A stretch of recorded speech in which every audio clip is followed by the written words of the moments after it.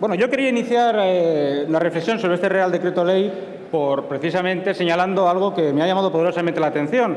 Y es como el señor ministro en su exposición ha ignorado absolutamente un punto que va al final, una disposición adicional de este decreto, que desde luego me parece que explica bastante bien el conjunto del decreto por dónde va y también lo que lamento tener que calificar su oscurantismo. Y me refiero a la disposición adicional segunda, punto 2, donde realmente de lo que se habla es de la ley del impuesto de sociedades, cuestión que uno se preguntaría ¿qué tiene que ver esto con la educación y con la urgencia de este Real Decreto para el objeto por el que se presenta? Y resulta que es una disposición adicional que corrige el Real Decreto 12/2012 que vimos en este mismo Congreso hace muy poco tiempo y que en realidad tiene una disposición técnica y otra que profundiza, para decirlo de una manera sencilla y comprensible, la amnistía fiscal que el Gobierno ha decretado también para los defraudadores, que tiene que ver con el cambio de sociedades fiscales de sociedades que están hoy en día ubicadas en paraísos fiscales para favorecer su retorno a España, bajándoles el tipo de sociedades impositivo del 30 al 8%. Bueno, es que es curioso que el ministro esto ni siquiera lo ha citado, ha pasado completamente por encima y realmente es algo que mueve la reflexión. ¿Por qué? ¿Qué pinta esta disposición adicional que tiene que ver sobre la ley del impuesto de sociedades en un decreto ley que habla de racionalización del gasto educativo? Bien, el misterio queda pronto desvelado cuando nos percatamos de que en realidad todo esto que se nos presenta, como digo, como una racionalización del gasto educativo, está presidido por una preocupación exclusivamente fiscal. Se trata simplemente de abaratar el costo del sistema educativo.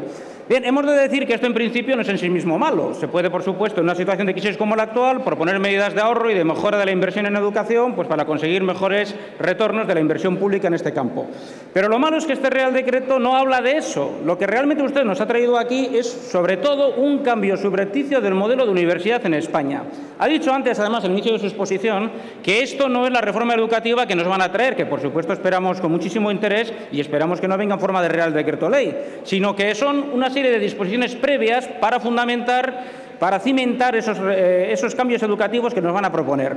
Pero, sin embargo, el Real Decreto Ley, si se aplicara en su literalidad y en lo que concretamente afecta a la universidad, ya prejuzga, ya preorienta, ya predetermina qué tipo de universidad pública pretendemos tener en España. Y en este sentido le tengo que decir que, para empezar, no es tolerable, no es aceptable que una cuestión tan seria como la reforma de la universidad se quiera colar simplemente desde el punto de vista fiscal, aprovechando la urgencia y la necesidad de bajar el déficit público. Y además le voy a decir otra cosa que yo espero que usted sepa, que se lo han dicho los rectores de la Universidad de España, es que la urgencia de este Real Decreto Ley no tiene nada que ver con las prácticas universitarias normales, porque el reparto y establecimiento de la docencia ya ha sido realizada por los departamentos para el curso que viene. Y esto es inaplicable, salvo que ustedes pretendan que las universidades vuelvan a encargar a los departamentos una redistribución de la docencia y de la investigación en base a las previsiones de este Real Decreto Ley, lo cual sería realmente un asalto, no digo ya a la autonomía universitaria, sino al sentido común y al buen funcionamiento de cualquier institución. De manera que el curso que viene, este Real Decreto Ley no se va a poder aplicar. Por lo tanto, ¿para qué sirve? Obviamente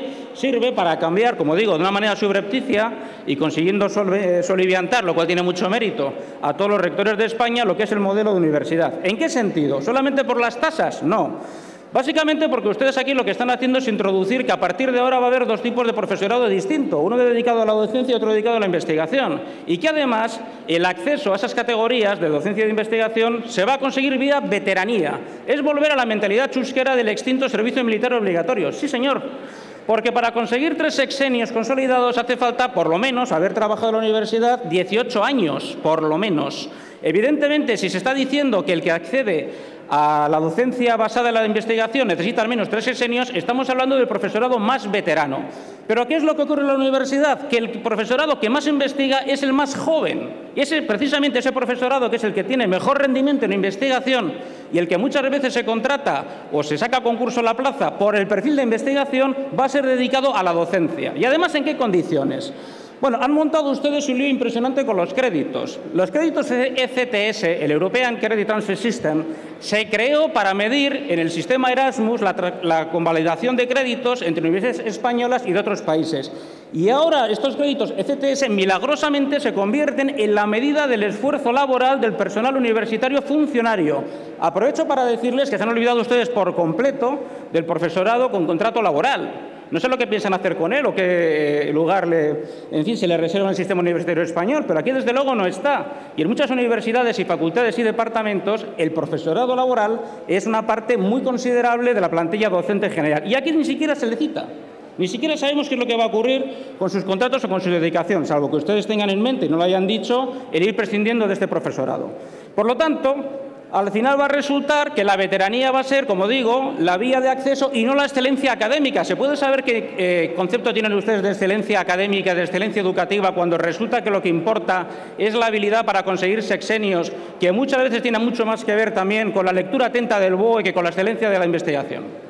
Y cuando resulta que ustedes al profesorado más joven, que como digo, está más que demostrado, es el de mayor rendimiento en investigación, lo aparcan y lo dejan justamente al margen de esa carrera y lo condenan a dar incluso, si se aplicara el decreto en su literalidad, hasta 6 asignaturas o más. Es decir, volvemos a un modelo de universidad parecido a un instituto, donde un profesor cualquiera va a tener que dar hasta 6 asignaturas con más grupos, con más estudiantes y con un horario, que desde luego es incompatible con la investigación. Esto para empezar. Bien, pero lo que es más grave de todo este asunto es que además la investigación al final, ¿a qué se reduce? Pues esto, a conseguir almacenar sexenios que se han convertido también, en vez de la medición de la excelencia de la investigación, en un mérito de tipo administrativo. En realidad, en una capacidad de aguante de estar en el sitio adecuado hasta que llega el tiempo de la liberación y se pasa a una situación laboral más privilegiada.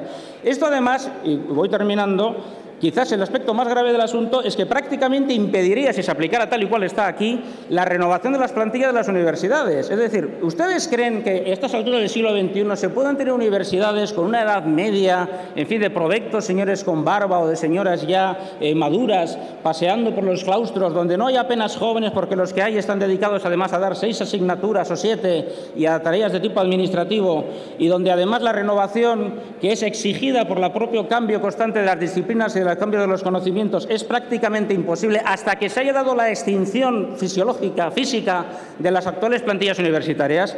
Bueno, en fin, realmente a mí me parece un verdadero disparate, pero lo más disparatado es que ustedes no nos propongan un debate a fondo de esta cuestión, porque es verdad que la universidad tiene muchas cosas que cambiar, es cierto que ha habido muchos abusos, es verdad que en nombre de la autonomía universitaria se han cometido muchas tropelías, es cierto que las tasas quizás no están adecuadas al costo real de la educación, pero esto no se puede hacer por vía de real decreto. Y sobre todo porque la excusa de la urgencia que ustedes invocan no tiene el menor sostén. Es completamente insostenible. Se lo dicen los rectores en la nota que han hecho al respecto. En fin, tampoco han entrado ustedes a considerar alternativas para reducir el gasto corriente de la universidad, que sería lo primero que habría que hacer. Nosotros les vamos a proponer algo que ustedes aquí insinúan pero no abordan, que es un plan de fusión de universidades para reducir el número de centros, de titulaciones y de departamentos, pero de un modo ordenado, racional, con un mapa universitario proporcionado y donde efectivamente el gasto corriente se puede reducir. Por no hablar del mayor capítulo de derroche de gasto corriente en España, que es la existencia de 17 sistemas educativos, que habrá que abordar en un debate político de fondo sobre el reparto de competencias entre Estado y comunidades autónomas, y que desde luego no es una cuestión que simplemente se pueda despachar ignorando la existencia de 17 sistemas educativos y que las universidades son también competencia autonómica, ni tampoco diciendo que en España el mayor problema de la educación es entrar en las competencias de las autonomías, cosa que desde luego tampoco compartimos. En fin, para finalizar, la verdad es que es un Real Decreto Ley verdaderamente lamentable, lamentamos tener que decir esto, estrambótico, porque tiene estrambote oculto, y usted ni siquiera lo ha citado aquí, con la ley del impuesto de sociedades, y donde realmente lo que se hace es eludir el debate político y el debate también social, que debe de incluir a todos los afectados, sobre cómo podemos aprovechar la crisis para modificar un sistema universitario que sin duda necesita reformas. Pero lo que no necesita es que ustedes atropellen y se carguen el modelo de universidad pública en nombre del ahorro del déficit público. Esto realmente es catastrófico y, por supuesto, no podemos apoyar ni vamos a votar un Real Decreto de estas características. Muchas gracias.